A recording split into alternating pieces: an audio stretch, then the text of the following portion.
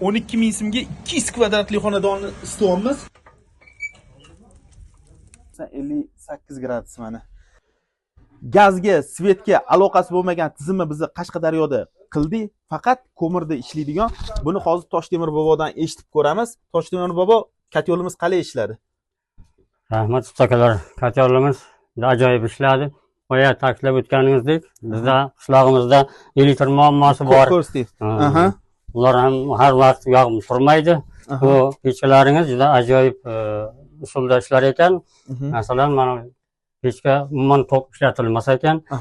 Mana bir sotkada masalan 40 kilogramga yaqin ko'mir soldik. Mana ko'zlaringizcha mana bu 16 soat mobaynidami? Hech qanday zapravka, unaqa ishlab yaxshigina ishladi.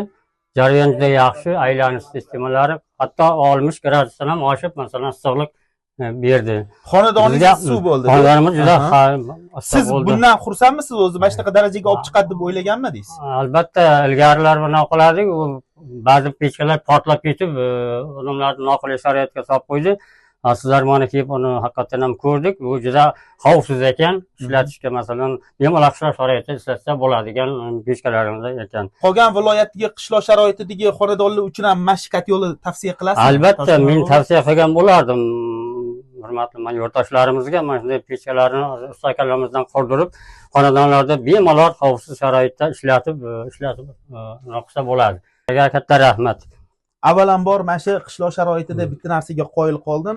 O'tga har bitta xonadon uchun o'zi ko'mir plan ajratar ekan. Shunday. Bu arzon narxda ekan. Ko'chada misol 1600 so'm sotilayotgan bo'lsa 1 kilo ko'mir. Mana shu qishloq sharoitida yashaydiganlar uchun 310 so'mdan ko'mir ajratilgan ekan har bitta mahallaga nechadir tonna. Biza bo'tga hozir 6 tonna tushirdik, Toshtemir 6 tonna tushirdik. 6 tonna ko'mir tushirdik. Shundan endi hozir 40 kilo yoqilyapti. 40 kilo yoqilyapti. Bu degani pashti bir sutkaga yetyapti degani. Bunaqa bo'ladigan bo'lsa, oyiga 1 tonna 200 ko'mir ishlatilyapti. 300 so'mdan hisoblasak, misol uchun 300 so'mdan hisoblaydigan bo'lsa, kuniga 40 kilo ko'mir bo'ladigan bo'lsa, 12 ming so'm degan gap. 12 ming so'm bilan xonadoningizda suv bo'lyapti.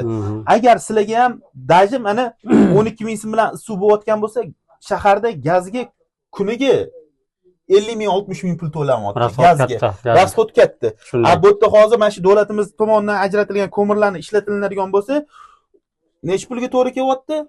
40 kilosi 12 ming so'mga to'g'ri kelyapti. 15 ming so'mga aylansin, bu juda zo'r-da.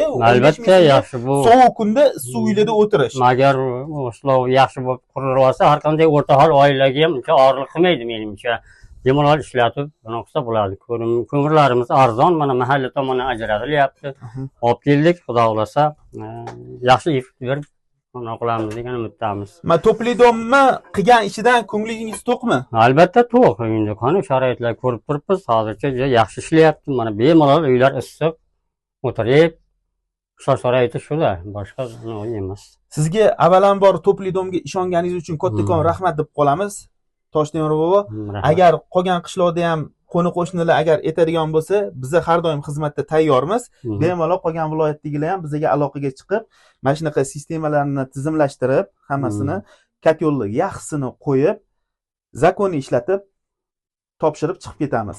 Kimga kerak bo'ladigan bo'lsa, bemalol bizga murojaat qilaveringlar. Albatta, bemalol qo'shnilarimiz kelib turib, mana ko'rib ham ketishyapti, ko'rib bizlar tavsiya qilamiz, bemalol ishlatib o'tirib, yoqib ko'rsa yomon bo'lmaydi. Yaxshi bo'ladi. Toshtemir bobo, bo'lmasa yaxshilikni ko'rishinglar. Rahmat, sizlarga ham katta rahmat.